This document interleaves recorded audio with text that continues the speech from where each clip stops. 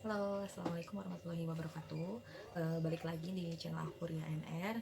Nah, hari ini aku bakal sharing ke teman-teman tentang gimana sih pengalaman aku, cerita aku melewati fase kehamilan di trimester kedua. Oke, langsung kita mulai aja videonya ya. Kita mulai. Nah, yang pertama yang paling terasa adalah aku tidak lagi merasakan mual dan muntah di trimester kedua ini. Karena kan di trimester pertama aku bener-bener yang mual tiap minum sesuatu yang strong, terus kayak nasi pun aku sangat mengurangi gitu di trimester pertama karena bukannya gimana tapi kayak nggak enak aja gitu makan nasi gitu kan. Nah, terus setelah itu yang kedua adalah nafsu makan aku sekarang sudah mulai meningkat. Si nafsu makan itu aku tetap mempertahankan porsi makan aku yang sedikit-sedikit tapi sering, cuman ada perubahannya di kayak porsinya kayaknya nambah deh gitu, nggak sesedikit dulu waktu di trimester pertama. Jadi itu aku udah mulai enak untuk makan gitu kan. Yang harus banyak dikonsumsi adalah air mineral. Aku banyak banget minum air dari trimester pertama. Aku sampai ngebikin misahin dari dispenser aku sehari segini tuh aku harus udah habis.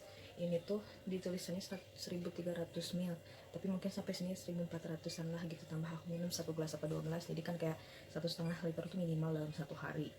Kita juga harus tetap konsumsi multivitamin. Nah, multivitamin yang aku konsumsi dari awal hamil tuh masih sama. Aku pakai si Blackmores ini. Nah, ini pregnancy and breastfeeding gold, multivitamin dan mineral untuk masa kehamilan dan menyusui. Nah, ini ada kandungannya kalsium dan asam folat, minyak ikan tidak berbau, dan vitamin dan mineral lainnya. Nah, ini aku tetap minum dalam satu hari itu 2 kali. Nah, selain itu yang kerasa lagi di kehamilan trimester kedua ini adalah kenaikan berat badan. Di trimester pertama itu kan aku malah turun berat badannya 1 kilo. Nah, justru di kehamilan trimester kedua ini aku udah mulai naik berat badannya. Itu dari 3 ke 4 bulan itu aku langsung naik 3 kilo, jangan sedih. Jadi aku catat di aplikasi track recordnya, nanti aku tunjukin di sini di aplikasi namanya Pregnancy Plus. Di situ aku input berat badan aku tiap bulannya berapa, terus check up itu dari 5 ke 6 bulan aku cuma naik 800 gram. Tapi itu tidak apa-apa kata dokter, walaupun tidak ada kenaikan ke ibunya, asalkan ada kenaikan berat badan di janin itu tidak apa-apa, itu normal gitu. Berarti kehamilan aku ini aku tidak banyak naik berat badan gitu.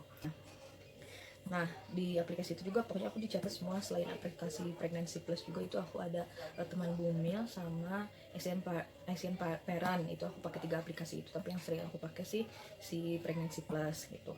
Nah, terus yang mulai kerasa lagi adalah ada baby bump gitu di selama trimester kedua ini.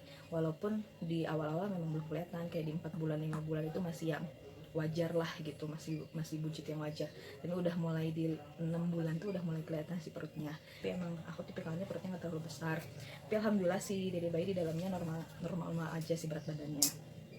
Nah, terus yang menyenangkan lagi adalah di trimester ini kita udah mulai bisa ngerasain gerak si baby. Nah, aku mulai ngerasain gerak si baby itu di usia kandungan 20 minggu. Jadi kayak gerakan kayak dia nyenggol-nyenggol gitu aja sih.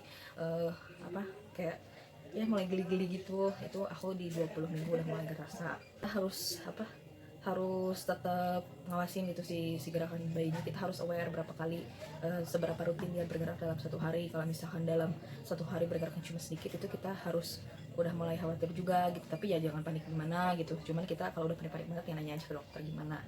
Cuman selama ini alhamdulillah baby aku aktif gitu kan. Si gerakannya juga lumayan sering, lumayan banyak tendangannya atau tendangan atau sikutan itu ya.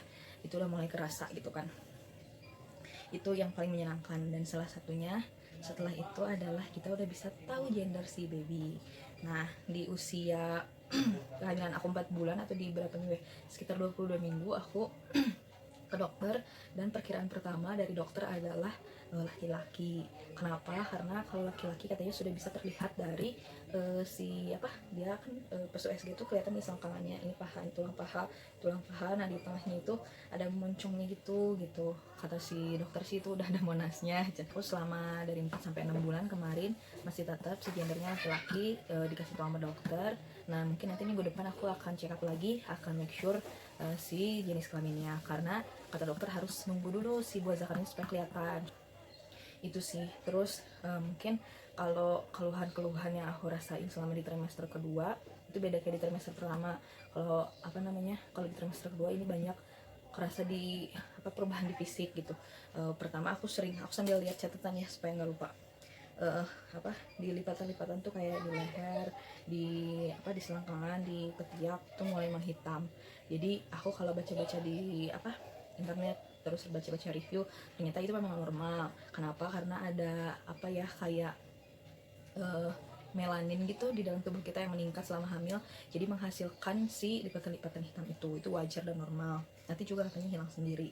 Nah terus aku mulai ngerasa sakit pinggang. Sakit pinggang itu kalau di trimester 2 kan kita udah mulai gede nih perutnya, jadi kita nggak bisa yang terlalu lama duduk, atau kita nggak bisa terlalu lama juga berdiri gitu. Tapi ya jangan berat-berat juga aktivitasnya gitu kesana kemarinya. Ya paling aku cuma jalan-jalan aja pagi-pagi gitu. Itu pun nggak selama berapa menit gitu, nggak lama-lama banget. Nah terus aku yang mulai keras lagi adalah keputihan, dan itu normal. Jadi keputihan selama di trimester 2 ini memang cukup banyak, dan kesalahan aku adalah aku memakai panty liner dalam 3 hari berturut-turut waktu itu, dan ya diganti setiap berapa jam sekali, dan itu bikin aku infeksi jamur di daerah kewanitaan aku. Tapi itu normal kata dokter, dan langsung sembuh waktu dikasih obat. Terus sama aku cuci pakai sabun bayi, apa namanya, sabun bayi itu dipakai ketika misalkan lagi gatal-gatal banget, itu dipakai. Kenapa nggak pakai sabun kewanitaan? Karena si sabun bayi itu pH-nya seimbang sama apa organisme kita. Nah terus ya sarannya sih teman-teman, kalau misalkan apa pakai CD, mending ganti CD aja secara rutin daripada pakai panty liner. Lebih baik apa bawa itu apa namanya, pembalut yang reusable itu loh. Jadi misalkan celana dalamnya satu, si pembalut reusable-nya kita ganti-ganti kayak gitu. Nah terus karena semakin besar perut kita, jadi kan ketekan tuh si kandung kemih, jadi kita juga sering ngerasa pengen pipis, dan emang sering bolak-balik ke apa namanya, kamar mandi juga kan pipis. Nah terus karena membesar juga, kita akan ngerasa lebih sesek kalau tidur. Terus ngos-ngosan kayak gini.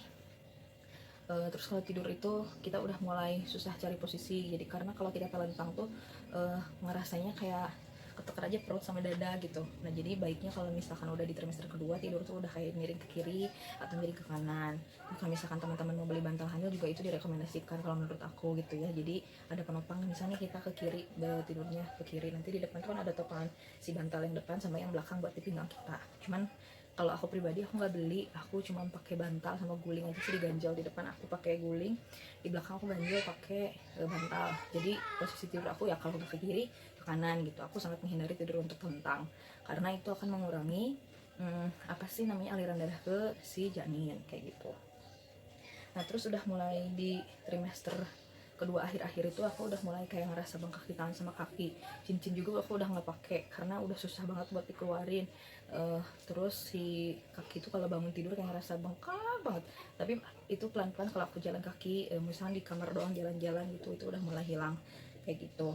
Nah terus harus agak banyak jalan-jalan di rumah gitu tuh, karena aku sering ngerasa kram kaki sama kesemutan. Kalau kram tuh biasanya malam-malam sih, kalau pas lagi tidur aku tiba-tiba suka kayak kram kaki. Itu ngeganggu sih, cuma ngeganggu. Terus kayak kesemutan itu jadi intensitasnya lebih sering gitu kayak gitu. Terus lebih sering masuk angin sih kalau aku di trimester kedua ini.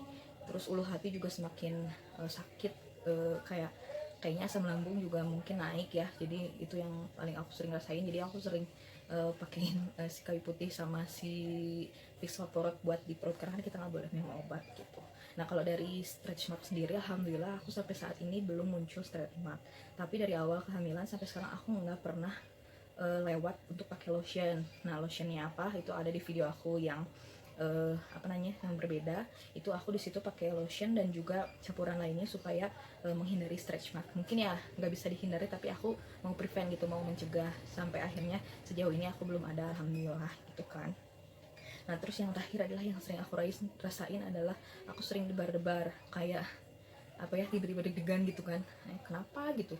Nah ternyata itu normal. Kalau aku baca-baca sih apa namanya, kenapa jantung kita berdebar lebih cepat itu karena kita memang memompa darah 2 kali lebih banyak untuk tubuh kita dan juga untuk janin kita kayak gitu. Hal-hal yang kayak gitu sebenarnya kalau gimana kita apa gimana kita menyikapinya sih, itu apakah jadi beban atau misalkan jadi enggak. Tapi kan namanya hamil itu nggak akan kita anggap beban gitu, itu adalah karunia dari Tuhan yang nggak semua orang bisa ngalamin itu gitu ya.